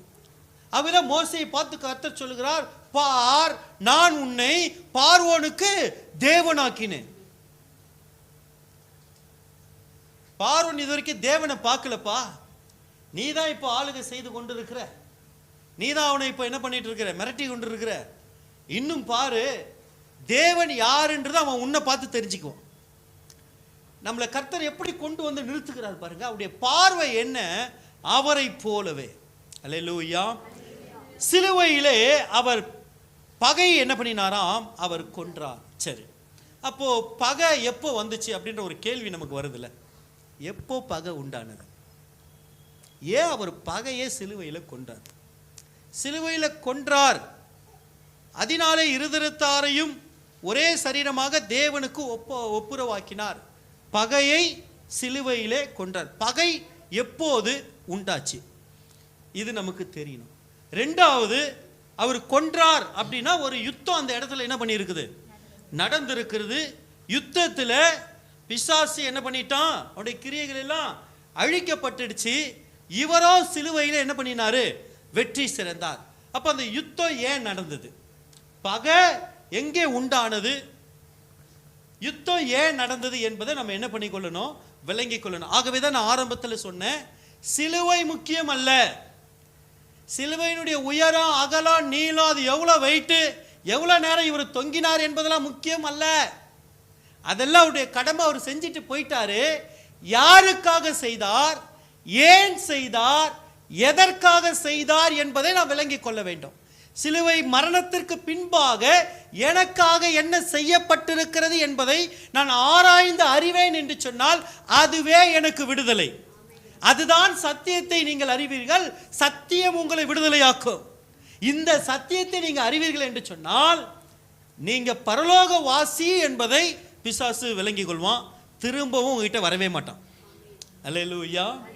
இயேசு கிட்ட பாருங்க, சத்தியம் அவருக்கு தெரியும், வேத வசனம் அவருக்கு தெரியும், அவர்கிட்டயே வந்து வேத வசனத்தை பேசுறான். அப்போ அவன் என்ன சொல்ல, இப்படி எழுதி இருக்கிறது, இவரும் என்ன சொல்லுகிறார், இப்படி எழுதி இருக்கிறது, இப்படி எழுதி இருக்கிறது சொன்ன உடனே அதற்கு பிறகு அவன் வரவே இல்லை, அவரை சோதிக்கும்படியாக வரவே இல்லை. எந்த அளவு நீங்க வசனத்தையும் சத்தியத்தையும் அறிந்திருக்கிறீங்களோ அந்த அளவுக்கு சோதனை நின்று நீங்க விடுதலையாக்கப்படுவீர்கள். அல்லேலூயா. சரி, அப்போ பகை எப்போது உண்டானது? இதை நம்ம தெரிந்து கொள்ளணும் அப்படின்னு சொன்னா நேரா எங்க போயிடணும்? ஸ்டார்டிங் ஆதியாகமத்துக்கு போயிடணும். ஆதியாகமத்துக்கு போயிடணும். ஆண்டவர் மனுஷனை உண்டு பண்ணினார். அவனை உண்டு பண்ணும் பொழுதே அற்புதமாக உண்டு பண்ணினார். அவர் அநேக படைப்புகளை எல்லாம் படைத்தார். வானம், பூமி, நட்சத்திரம், சூரியன், சந்திரன், மரம், செடி, கொடி, விலங்குகள், நதிகள் எல்லாம் படைத்தாரு. அதில் அற்புதமான படைப்பு ஆதாமை அவர் சிருஷ்டித்தது தான். ஏன் அற்புதமான படைப்பு அப்படின்னு சொன்னா, தேவன் கரத்தின் கிரியையா எல்லாவற்றையும் படைத்தார். இவனையோ தன்னை போலவே படைத்தார். அல்லேலூயா. தன் சாயலாக தன் ரூபத்தின்படியே தன்னை போலவே ஒரு மனுஷனை உருவாக்குவோமாக. அப்படின்னா ஆண்டவருடைய எண்ணம் என்ன? மனுஷனை குறித்ததான எண்ணம் என்ன? நான் எப்படி பரலோகத்திலே ஆளுகை செய்து கொண்டிருக்கிறேனோ, பரலோக ராஜ்யத்தை நான் ஆண்டு கொண்டிருக்கிறேனோ, அதுபோல பூமியிலே இவன் ஒரு தேவனை போல, என்னை போல, என் சாயலை உடையவனாக, என்னுடைய சுபாவத்தை உடையவனாக இவன் ஆண்டு அனுபவிக்க வேண்டும். அதற்கு தான் ஆண்டவர் ஆதாமை படைத்தார். வேதம் தெளிவாய் சொல்லுகிறது. 1வது அதிகாரம் 27-28 வசனங்களை ஆண்டு கொள்ளும்படியாக நீங்க இவர்கள் அனைத்தையும் என்ன பண்ணுங்க? கீழ்ப்படுத்தி ஆண்டு கொள்ளுங்கள். அப்படின்னா நீ ரூல் பண்ணு. ஒரு அதிகாரத்தை கர்த்தர் என்ன பண்ணினார்? கொடுத்தார். பூமியினுடைய ஆளுகை யாரிடத்தில் கொடுக்கப்பட்டது? அது ஆதாம் இடத்துல என்ன பண்ணப்பட்டது? கொடுக்கப்பட்டது. கொடுக்கப்பட்டு இவனுக்கு ஒரு வேலையும் நிர்ணயிக்கப்பட்டது. என்ன? நிலத்தை பண்படுத்த வேண்டும். பண்படுத்த வேண்டும். எல்லாவற்றையும் படைத்தார். கொண்டு வந்து அவனை அந்த இடத்துல வைத்து 2வது அதிகாரம் 15வது வசனம் சொல்லுகிறது, அதை பண்படுத்தவும் காக்கவும் வைத்தார். என்ன வேலை? ரொம்ப சின்ன வேலை தான், ஆனால் ஏரியா ரொம்ப பெருசு. இவன் பார்த்த உடனே என்ன ஆயிடுச்சு? இருக்கிற மரம், செடி, கனி இதெல்லாம் புசிச்சு சாப்பிட்டு சோம்பேறித்தனமாக இருந்தானோ இல்லையோ தெரியல. ஒருவேளை பண்படுத்தி இருந்தால் சர்பம் உள்ள வந்ததை இவன் என்ன பண்ணியிருந்திருப்பான்? விளங்கி கொண்டு வந்திருப்பான். பாதுகாத்து இருந்தால் சர்பம் உள்ள வந்திருக்காது. கர்த்தருடைய பிள்ளையுடைய வேலை என்ன? குடும்பத்தை பண்படுத்தணும். எங்கெங்க சரி பண்ணணுமோ சரி பண்ணணும். எது எது எங்கெங்க வைக்கணுமோ அங்கங்கே வைக்கணும். ஃபேமிலியை பண்படுத்தணும். அதுக்கு அடுத்து பாதுகாக்கணும். உள்ள யார் வராம போனா கண்டவெல்லாம் வீட்டுக்குள்ளே வந்துடக்கூடாது. கண்டவெல்லாம் குடும்ப வாழ்க்கையில் வந்து ஆலோசனை சொல்லிடக்கூடாது. ராமன் சொல்லுவோமா? அல்லேலூயா. எனக்கு நல்லவன படுறவங்கள என் குடும்பத்துக்கு ஆலோசனை சொல்லிட்டேன்னா விளங்காது. ஆகவே தான் தேவன் என்ன சொன்னா, 2 பேரும் இணைச்சு தேவன் இணைத்ததை மனுஷன் பிரிக்காதிருக்க கடவன். அப்படின்னா ஆலோசகரா மனுஷன் இருக்கக்கூடாது. அப்ப யார் இருக்கலாம்? தேவன் தான் இணைச்சாரு, அவர் தான் இருப்பார். கர்த்தர் தான் ஆலோசனை. ஆகவே தான் அவருக்கு பேர் என்ன? ஆலோசனை கர்த்தர். அவர் ஆலோசனையிலே பெரியவர், சாலமோனிலும் பெரியவர். ஏன்னா அவன் ஞானவான் சாலமோன். இவர் யாரு? சாலமோனிலும் பெரியவர், ஞானத்திலே பெரியவர். என்னை நடத்தக்கூடிய ஞானம் அவரிடத்துல உண்டு, என்னை நடத்தக்கூடிய அறிவு அவரிடத்துல உண்டு. உலக மனுஷன் எப்படி எனக்கு ஆலோசனை சொல்ல முடியும்? நான் தேவ சாயல்ல தேவனால தேவனை போலவே தேவ ரூபத்தின்படியே படைக்கப்பட்ட எனக்கு தேவ பிள்ளை அல்லாதவன் உலகத்தான் ஒருவன் வந்து எனக்கு எப்படி ஆலோசனை சொல்ல முடியும்? கூடாதே. அப்படி சொன்னா என்ன ஆகும்? உள்ள சர்ப்பம் வரும். தெரியாது. ஆரம்பத்தில் நல்லது போல தான் வரும். சொல்லுகிற ஆலோசனை நல்லது போல தான் இருக்கும். தோட்டத்தில் இவனை பண்படுத்த பாதுகாக்க கர்த்தர் வைத்தார். இவன் பண்படுத்தவும் இல்லை, பாதுகாக்கவும் இல்லை. நடந்த சம்பவம் என்ன? சர்ப்பம் வந்தது, ஏவாளோடு பேசினது. இவன் ஒருவேளை பண்படுத்தி இருந்தால் என்று சொன்னால் இவனுக்கு ஏதோ ஒரு உதவிக்கு ஏவாள் தேவைப்பட்டிருப்பா. ஏவாள் எங்க போனான்னு கூப்பிட்டு இருந்திருப்பான். ஒருவேளை ஏவாள் வந்து கூட இவனோடு கூட உதவி செய்திருந்திருப்பா, இவனோடு கூட பேசி இருந்திருப்பா. இவனோடு கூட நேரம் செலவிடாதபடினாலே அவன் அங்க போய் அவனிடத்துல நேரத்தை என்ன பண்ணி விட்டான்? கொடுத்து விட்டான். அவளை வைத்து அவன் என்ன பண்ணி விட்டான்? இவனை விலைக்கு வாங்கி விட்டான். செய்ய வேண்டியதை செய்யாத பொழுது நடக்கக்கூடாததெல்லாம் நடந்துவிடும். ரொம்ப கவனமா இருக்கணும். கர்த்தர் உங்க எல்லாருடைய கரத்தில் குடும்பத்தை கொடுத்திருக்கிறார். நீங்க தான் அதை ரூல் பண்ணணும். அல்லேலூயா. நீங்க ஆண்டவர் அந்த ஆளுகையினுடைய திறமையை உங்ககிட்ட கொடுத்திருக்கிறார். 2 பேர்கிட்ட இருக்கு. கணவன்கிட்ட இருக்குது, மனைவி கிட்டே இருக்கு. புத்தியுள்ள ஸ்திரீ தன் வீட்டை கட்டுவார். அப்போ புருஷனுக்கு அப்படி சொல்லப்படலையே, சொல்லி இருக்குது, நான் சொல்லிய இந்த வார்த்தையின்படி செய்கிறவன் எவனோ கண்மலையின் மீது தன் வீட்டை கட்டின புத்தி உள்ள மனுஷன். அப்போ ரெண்டு பேருமே என்ன பண்ணணும்? வீட்டை கட்டுகிற பொறுப்பு சமமாக கர்த்தர் கொடுத்திருக்கிறார். நீ பண்படுத்து, பாதுகாப்பு, நீ உன் குடும்பத்தை நடத்த வேண்டும், பாதுகாப்பா இருக்க வேண்டும், பாதுகாப்பை உண்டு பண்ணு. இவன் அதை செய்யல. நடந்த காரியம் என்ன? ஏவாள் கனியை கொடுத்தா, வாங்கி இவன் புசிச்சான். அது வரைக்கும் இவனுடைய கரத்தில் இருந்ததான ஆளுகை என்றைக்கு அவன் கனியை வாங்கி புசித்தானோ அன்றைக்கு அது என்ன பண்ணிவிட்டது? அவன் தன்னிடத்தில் வந்ததான அதிகாரத்தை, அவன் பிசாசுடைய வார்த்தையை கேட்டு அதற்கு செவி சாய்த்து அவன் சொன்னதான காரியத்தை செய்தபடியினாலே தேவன் இவனுடைய கரத்தில் கொடுக்கப்பட்ட ஆளுகை அது அவனுடைய கரத்திலே போய்விட்டது. நீங்க லூக்கா எழுதின சுவிசேஷத்தில் வாசிக்கும் பொழுது, பிசாசு இயேசுவினிடத்தில் வரும்பொழுது, நீ என்னை பணிந்து கொண்டால் இவையெல்லாம் உங்களுக்கு என்ன பண்ணப்படும்? கொடுக்கப்படும். இது என்னுடைய கரத்திலே ஒப்புவிக்கப்பட்டிருக்கிறது. நான் யாருக்கு கொடுக்க விருப்பமா இருக்கிறேனோ அவனுக்கு நான் இதை கொடுப்பேன். எப்ப இவனுடைய கரத்தில் அது கொடுக்கப்பட்டது? ஆதாம் எப்பொழுது ஆண்டவருடைய வார்த்தையை கீழ்ப்படியாமல் பிசாசுடைய வார்த்தைக்கு செவி கொடுத்தானோ அன்றைக்கு அவன் என்ன பண்ணிவிட்டான்? கர்த்தர் இவனுடைய கரத்தில் கொடுத்த ஆளுகையை தார வார்த்து கொடுத்து விட்டான். அன்னைக்கு போன ஆளுக. அதற்கு பிறகு எத்தனையோ தீர்க்கதரிசிகள் எழும்பினாலும், எத்தனையோ மனுஷர்கள் எழும்பினாலும், எத்தனையோ ராஜாக்கள் எழும்பினாலும், கர்த்தருடைய வார்த்தை கேட்கக்கூடிய மனுஷர்கள் எழும்பினாலும், ஒருவனாகிலும் இவன் மீது ஆளுகை செய்ய, இவனை அதிகாரம் செலுத்த ஒருவனும் எழும்பவில்லையே. ஆனால் புதிதாக ஒருவர் வருகிறார். ஒரே மனுஷனால எப்படி பாவம் வந்ததோ, அவன் நிமித்தம் எப்படி முழு மனுக்குலத்திற்கு மரணம் வந்ததோ, ஒரு மனுஷனும் பிசாசை எதிர்த்து நிற்க கூடாதவனாய் மரணத்திற்கு அடிமையாகிவிட்டான். புதிதாக ஒருவர் வருகிறார். யார் இது? இதுவரைக்கும் பார்க்காத ஒரு நபர் வந்துவிட்டார். யார் இது? கன்னியின் வயிற்றிலே பிறந்தவர். மனுஷன் பாவத்திலே அவன் பிறந்தான். ஆகவே மனுஷனை அவர் தெரிந்து கொள்ளாமல் பரிசுத்த ஆவியினாலே கர்ப்பம் தரிக்க வைத்து, இவர் யாரு? பாவத்துக்கு விலகினவர், பாவத்துக்கு வெளியே இருக்கிறவர். முழு மனுக்குலமும் பாவத்திலே விழுந்து கிடக்கிறது. ஒருவன் குழியில விழுந்துட்டான், இன்னொருத்த குழியில இறங்கி தூக்குறதுக்கு பதிலா அவனும் குழியில இறங்கி அவனை போட்டு மிதிப்பண்ண எல்லாம் உள்ள போயிடுவாங்க. யார் அவனை விடுவிக்க முடியும்? வெளியே இருக்கிற ஒருவன் தான் விடுவிக்க முடியும். இயேசு வெளியே இருக்கிறாரு. அவர் என்ன பண்ணுகிறாரு?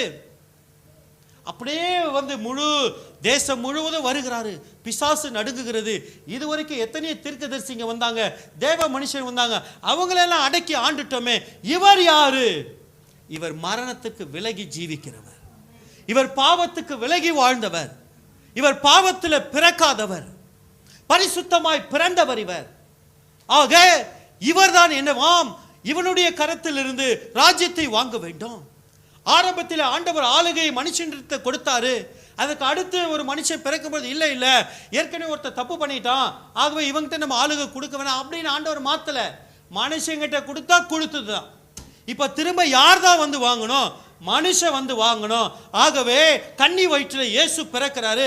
அவர் பிறந்து வந்து என்ன பண்ணுகிறாரு? பரிசுத்தமாய் வாழுகிறார். தன்னுடைய உபதேசத்தினாலும் சத்தியத்தினாலும் அநேகரை விடுதலையாக்குறார். தேவனுடைய வல்லமையை வெளிப்படுத்துகிறார். ஆகவேதான் இவருக்கு ஒரு பெயர் உண்டு, பிந்தின ஆதாம். முந்தின ஆதாம் பாவத்தின் மனுஷன், பிந்தின ஆதாம் பரிசுத்தவான். ஒரு குறையும் அவரிடத்தில் பார்க்க முடியாது. ஆகவேதான் இயேசு சொல்லுகிறார், இந்த உலகத்தின் அதிபதி வருகிறார், அவனிடத்தில் எனக்கு ஒன்றுமில்லை, ஒரு காரியமும் இல்லை. ஆகவே இந்த இயேசு இந்த பகையை சிலுவையிலே 1-2 வருடங்கள் அல்ல, கிட்டத்தட்ட 4000 வருடங்கள், ஏறக்குறைய 4000 வருடம் முழு மனுக்குலத்தினுடைய பாவம் அதிகரித்தது. பாவம் அதிகரித்தது. தேவனுக்கும் பூமியில் உள்ளதான மனுக்குலத்திற்கும் மிகப்பெரிய ஒரு நியாய தீர்ப்பு நெருங்கி கொண்டிருக்கிற வேளையில, மிகப்பெரிய தேவ கோபம் பூமியில வந்து கொண்டிருக்கிறதான வேளையில, இயேசு அந்த கோபத்தை தணிக்கிறவராய், அந்த பகையை முறிக்கிறவராய் அவர் பிறந்தபடியினாலே வளர்ந்தபடியினாலே சிலுவையிலே அவர் பகையை கொன்றார். இரு திறத்தாரையும் ஒப்புரவாக்கினார். பரலோகத்தையும் பூலோகத்தையும் ஒப்புரவாக்கினதான ஒரு மனிதர். இவரை போல ஒருவர் இல்லவே இல்லை. இவரை போல ஒருவர் இல்லவே இல்லை. இரு திறத்தாரையும் அவர் என்ன பண்ணினார்? ஒப்புரவாக்கினார். ஏன் யுத்தம் நடந்தது? ஏன் யுத்தம் நடந்ததுன்னா இந்த பகையை. அன்றைக்கு முந்தின ஆதாம் தன்னுடைய ஆளுகையை எப்படி பிசாசுகளை விட்டு கொடுத்தானோ, இன்றைக்கு சிலுவை மரணத்திலே பாவத்துக்கு பரிகாரம் பலி செலுத்த வேண்டும். இவரோ தன்னையே பலியாக செலுத்தி மனுக்குலத்தினுடைய பகையை தீர்க்கும்படியாக, பகையை அழிக்கும்படியாக சிலுவை மரணத்திலே ஒரு ஆவிக்குரிய ஒரு யுத்தத்தை உண்டு பண்ணி சாத்தான் மீது வெற்றியை கொண்டு இவர் அவனை அழித்து என்ன பண்ணினாராம்? வெற்றி சிறந்தார். அல்லேலூயா, அல்லேலூயா. இது கிறிஸ்து எனக்கு செய்ததான ஒரு பலன். எபிரேயர் 12வது அதிகாரம் 2வது வசனம். இந்த ஒரு காரியத்தை மாத்திரம் சொல்லி நாம் முடிப்போம். எபிரேயர் 12:2. அவர் தமக்கு முன் வைத்திருந்த சந்தோஷத்தின் பொருட்டு அவமானத்தை எண்ணாமல் சிலுவையை சகித்து தேவனுடைய சிங்காசனத்தின் வலது பாரிசத்தில் வீற்றிருக்கிறார். திரும்பவும் ஒரே ஒரு தடவை வாசிப்போம். அவர் தமக்கு முன் வைத்திருந்த சந்தோஷத்தின் பொருட்டு, இந்த சந்தோஷத்துக்காக அவமானத்தை ஒரு பொருட்டா எண்ணாம சிலுவையை சகித்து இப்பொழுது பிதாவின் வலது பாரிசத்திலே சிலுவையில மரித்து உயிரோடு எழுந்து இப்பொழுது உயிர்த்தெழுந்த கிறிஸ்து இயேசுவாய் சரீரமுள்ளவராய் அவர் பிதாவின் வலது பாரிசத்திலே அவர் வீற்றிருக்கிறார். உயிர்த்தெழுந்த சரீரத்தோடு அவர் வீற்றிருக்கிறார். அப்ப அவருக்கு முன்பாக வைக்கப்பட்டதான சந்தோஷம் என்ன? ஏன் அந்த சந்தோஷத்துக்காக இவர் அவமானத்தை என்ன பண்ணல? அற்பமா எண்ணல. மீண்டும் வாசிப்போம். தமக்கு முன் வைத்திருந்த சந்தோஷத்தின் பொருட்டு அவமானத்தை எண்ணலையா? அப்படின்னா அவமானம் என்ன? அவருடைய சரீரத்தை கிழிச்சாங்க. உழுவப்பட்ட நிலம் போல என் சரீரத்தை உழுதார்கள் என்று சொல்லி சங்கீதத்தில் என்ன பண்ணப்பட்டிருக்கிறது? சொல்லப்பட்டிருக்கிறது. இவருடைய சரீரம் எல்லாம் கிழிக்கப்பட்டது சிலுவையிலே அறைவதற்கு முந்தைய நாள் இரவெல்லாம் அவரை அடிக்கிறாங்க. பிலாத்து இடத்துல கொண்டு வரும் பொழுது சில மக்களுக்கு இவர் யாருன்னே தெரியலையா. இவர் ஒரு விதமா இருக்கிறாரே, மனுஷ தோற்றமோ மனுஷன் என்று கணிக்கக்கூடிய அளவிலோ அவருடைய தோற்றம் இல்லை. அந்த அளவுக்கு அவருடைய சரீரம் பிக்கப்பட்டு கிழிக்கப்பட்டு சிதைக்கப்பட்டிருந்தது. அது இன்னும் அநேக மொழிபெயர்ப்புகளை வாசிக்கும் பொழுது மனிதன் என்று சொல்லி கிரகிக்க முடியாத அளவுக்கு இருந்ததாம் அவருடைய சரீரம். ஆகவேதான் வேதம் சொல்லுகிறது அவர் அந்த கேடு அடைந்தார். அந்த கேடு வேற யாராலே அடைய முடியல, அவரே அடைந்தார். இதெல்லாம் ஒரு பக்கம் இருந்தாலும் அந்த சந்தோஷம், அதற்காக அவர் ஏன் அவமானம் ஆனார்? எவ்வளோ அடி அடிச்சாங்க, சிலுவையை தூக்கிட்டு வர சொன்னாங்க, அவருடைய கண்களை மூடி வாரினால் அவர் என்ன பண்ணாங்க? அடிச்சிட்டு கன்னத்துல ஓங்கி அடைச்சு, யார் உன்னை அடிச்சது சொல்லு, நீ தீர்க்கதரிசி நான் சொல்லு, காரி துப்பினாங்க. இதெல்லாம் அவமானம் நம்ம நினைக்கிறோம். அல்ல, இது அல்ல. சிலுவையில இயேசு எப்படி தொங்கப்பட்டிருக்கிறார்? 3 ஆணிகளினால கடாவப்பட்டு, 2 ஆணிகளினால 2 கரங்களையும் 1 ஆணினால 2 கால்களை வைத்து அடித்து விழாவிலே குத்தப்பட்டு, இதுதான் நம்ம பார்க்கிறோம். இது எல்லாவற்றிற்கு மேலாக நிதர்சனத்திலே நடந்ததான ஒரு காரியம். ஒரு மனுஷனுக்கு அவமானம் என்பது என்னவென்று சொன்னால், எதை பார்க்க கூடாதோ அது என்ன பண்ணப்பட்டது? அந்த இடத்திலே அவருக்கு காண்பிக்கப்பட்டது. இருப்பிடத்திலே கூட அவருக்கு துணி என்பது இல்லை. ஐயோ நாங்களாம் சிலுவையில் அப்படி பார்த்துருக்கிறோமே அப்படின்னா அவருக்கு ஒரு கனத்தை ஏற்படுத்தும்படியாக தான் அது என்ன பண்ணப்பட்டிருக்கிறது? எல்லாராலும் மதிக்கப்பட வேண்டும் என்பதற்காக அது அப்படி என்ன பண்ணப்பட்டிருக்கிறது? அது ஏற்படுத்தப்பட்டிருக்கிறதை ஒழிய நிதர்சனத்தில் அவருக்கு அது கூட இல்லையா. நல்லா நம்ம ஏசாயா தீர்க்க தரிசனத்தை வாசித்து பார்ப்போம் என்று சொன்னால், அதையும் எபிரேய மொழிபெயர்ப்பையும் ஒப்பிட்டு பார்த்தால் அவருக்கு சரீரத்தில் வஸ்திரமே இல்லை. இதுதான் அந்த சந்தோஷத்திற்காக இந்த அவமானத்தை அவர் சகித்தார். நம்ம எவ்வளோ கஷ்டமா நம்ம நினைக்கிறோம், அவர் இவ்வளோ அடிபட்டாரு, இல்லைங்க, அவ்வளோ அவமானம் இயேசு அடைந்தார். அவ்வளோ அவமானம் அடைந்தார். அவர் அந்த கேடு அடைந்தார். ஆக அப்போ இந்த அவமானம் அவர் அடைவதற்கு அப்படி என்ன சந்தோஷத்தை அவர் பார்த்தார்? ஏசாயா 53வது அதிகாரம் 10வது வசனம்.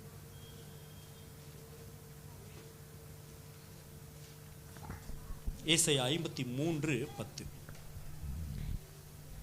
கர்த்தரோ அவரை நொறுக்க சித்தமாகி அவரை பாடுகளுக்கு உட்படுத்தினார். அவருடைய ஆத்துமா தன்னை குற்ற நிவாரண பலியாக ஒப்பு கொடுக்கும் போது அவர் தமது சந்ததியை கண்டு நீடித்த நாளாயிருப்பார். கர்த்தருக்கு சித்தமானது அவர் கையினாலே வாய்க்கும். ஆகவேதான் இயேசு சொன்னார், உமக்கு சித்தமானால் என்னமா 7 வார்த்தையில் ஒரு வார்த்தை என்ன? கர்த்தாவே உம்முடைய சித்தம், உமக்கு சித்தமானால் என் ஜீவன் என்ன பண்ணிக்கொள்ளுங்க, எடுத்துக்கொள்ளுங்க. ஆகிலும் உம் சித்தத்தின்படி ஆக கடவுள். கர்த்தருடைய சித்தம் ஆக கடவுள். அவரை பாடுகளுக்கு உட்படுத்தினார், நொறுக்க சித்தமானார். தம்முடைய ஆத்மா, அது திரும்ப வாசிங்க, ஏசாயா 53:10. கர்த்தரோ அவரை நொறுக்க சித்தமானார், அவரை பாடுகளுக்கு உட்படுத்தினார். அவருடைய ஆத்துமா தன்னை குற்ற நிவாரண பலியாக ஒப்பு கொடுக்கும் போது அவர் தமது சந்ததியை கண்டு. அப்போ என்ன ஒரு விஷயம் அங்க நடந்தது அப்படின்னா, அதை தெளிவா நம்ம உற்று கவனிப்போம் என்று சொன்னால், தமது சந்ததியை என்று சொன்னால் அவருடைய மரணத்தின் மூலமாக முழு உலகமும் மீட்கப்பட போகிறது. அந்த முழு உலகத்தினுடைய சந்ததியையும், ஏன் இன்றைக்கு அவருடைய சிலுவையை குறித்து தியானித்து கொண்டிருக்கிற நம்மையும் கர்த்தர் என்ன பண்ணினாராம், தேவன் என்ன பண்ணினாராம், அவர் சிலுவையிலே மரிக்கும் பொழுது ஒரு இமை பொழுது முழு உலகத்திலும் உன்னுடைய மரணத்தினாலே இவ்வளவு ஜனங்கள் மீட்கப்பட போகிறது என்கிறதான ஒரு சந்தோஷத்தை அவருக்கு காண்பித்தபடியினாலே மனப்பூர்வமாய் அவர் என்ன பண்ணினாராம், தன்னுடைய ஆவியை அவரிடத்திலே ஒப்பு கொடுத்தார். அல்லேலூயா, அல்லேலூயா. அவர் என் தேவனே ஏன் என்னை கைவிட்டீர் என்று சொல்லும் பொழுதோ, இறுதியாக என் ஆவியை உம்மிடத்திலே ஒப்பு கொடுக்கிறேன் என்று சொல்லும் பொழுதோ, இந்த ரெண்டுக்கும் நடந்ததான இடையில நடந்த விஷயம் இதுதான். அவர் நொறுக்கினாரு, அவரை பாடுகளுக்கு உட்படுத்தினாரு. உங்க சித்த ஆக கடவுது என்றாலும் இந்த வேதனையை என்ன பண்ணல, மனுஷிகமான இந்த சரீரத்துல என்னால தாங்க முடியல, ஏற்றுக்கொள்ள முடியலன்னு அவர் நினைக்கும் பொழுது தேவன் என்ன பண்ணினாரா, இவ்வளவு தூரம் நீ வந்துட்ட, இறுதியில இது ஒரு மிகப்பெரிய ஒரு யுத்தம் நடைபெறுகிறது. நீ எதற்காக மரிக்க போகிற என்று சொன்னால், நீ மரித்து அப்படியே இருந்து விட போகிறதல்ல, நீ நித்திய குமாரனாய் அநேகருடைய ஆத்மாவுடைய ரட்சிப்புக்கு அடையாளமாய் உன்னுடைய மரணம் இருக்க போகிறது என்பதை நம்முடைய எல்லா ஆத்துமாக்களையும், முழு உலகத்தினுடைய ஆத்துமாக்களையும் அவருடைய மரணத்தை ஏற்று அவருடைய இரத்தத்தை விசுவாசித்து அவரை யாரெல்லாம் ஆண்டவராய் ஏற்றுக்கொள்ளுகிறார்களோ ரட்சிக்கப்படுகிறதான அத்தனை ஆத்துமாக்களுடைய முழு அவர்களுடைய முக ரூபத்தை எல்லாம், அந்த ஆத்துமாக்களை எல்லாம் அவர் கண்களுக்கு முன்பாக கொண்டு வந்து காண்பித்த பொழுது, அந்த சந்தோஷத்திற்காக இவர்கள் முழு உலகமும் என் மரணத்தின் மூலமாக மீட்டெடுக்கப்பட போகிறது, பிசாசினுடைய கரத்திலிருந்து விடுவிக்கப்பட போகிறது என்கிறத அந்த மிகப்பெரிய அந்த சந்தோஷத்தை அவர் கண்டு என்ன பண்ணினாராம், உம்முடைய கரத்திலே என் ஆவியை ஒப்பு கொடுக்கிறேன். அதுக்கு பிறகுதான் அந்த சிலுவையிலே அந்த யுத்தம் என்ன பண்ணப்பட்டது, முடிந்தது.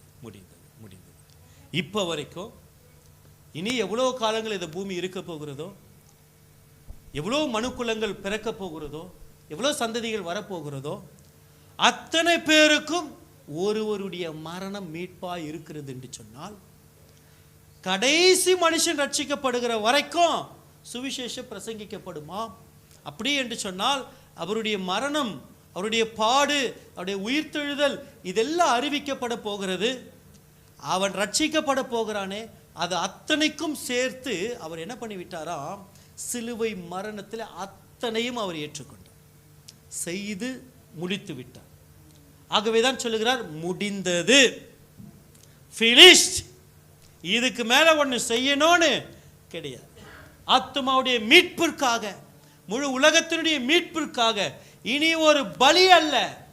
வேதம் சொல்லுகிறது, அவரை பாவ பலியாகவும் குற்ற நிவாரண பலியாகவும் பிதாவே அவரை ஒப்பு கொடுத்தார். வேற யாரும் ஒப்பு கொடுக்கல. நம்மளாம் நினைக்கிறோம் அவங்க பிரதான ஆசாரியர்லாம் ஒப்பு கொடுத்தாங்க. அந்த ஒப்பு கொடுப்பதற்கு ஒரு கேரக்டர் வேணும், அதனால் அவங்க எல்லாம் பண்ணாங்க. ஆனால் தேவ திட்டம் பிரதானமானது, முக்கியமானது. இது பிசாசு அறியாத ஒரு திட்டம். ஆகவே இன்னும் ஏன் வேதம் சொல்லுகிறது, ஏன் நம்மளெல்லாம் அங்கே காமிச்சாரு, அப்போ நம்மளெல்லாம் அப்படி தெரிஞ்சிருக்குமானா, வேதம் நம்மை குறித்து சொல்லுகிறது, உலக தோற்றத்திற்கு முன்பே தெரிந்து கொள்ளப்பட்டவர்கள் நீங்கள். அல்லேலூயா. உலக தோன்றுவதற்கு முன்பாகவே கதிரவன் வருவான், பாஸ்டர் பீட்டர்னு ஒருத்தர் இருப்பார், அவர் இங்கே சபையை நடத்துவார். அவர் மூலியமாக இந்த பகுதியில் இருக்கிற ஏராளமான ஆத்மா ரட்சிக்கப்படும். இந்த ஆத்மாக்களுக்காக நீ சிலுவையில் என்ன பண்ணப்பட வேண்டும், அடிக்கப்பட வேண்டும் என்கிறதான ஒரு தேவ நோக்கம், தேவ திட்டம், இதெல்லாம் அன்றைக்கே நிறைவேற்றி முடிக்கப்பட்டது. அல்லேலூயா. இனி இயேசு புதுசா ஒன்று செய்யணும்னு கிடையாது. அவர் ஏற்கனவே மீட்பின் திட்டத்தை என்ன பண்ணி வச்சிட்டாரு, செய்து முடித்து விட்டார். இதை நான் சரியா விளங்கிக் கொள்வேன் என்று சொன்னால், நான் எந்த பிரச்சனையிலும் உபத்திரவத்தில் நான் இனி என்ன பண்ணுவது கிடையாது, சிக்கிக் கொள்வதே கிடையாது. ஆகவே சிலுவை பற்றிய உபதேசம் கெட்டு போகிறவர்களுக்கு வேண்டுமானாலும் பைத்தியமா இருக்கலாம், ரட்சிக்கப்படுகிற எனக்கோ அது தேவ பலன், அது எனக்கு வல்லமையா இருக்கிறது. அல்லேலூயா.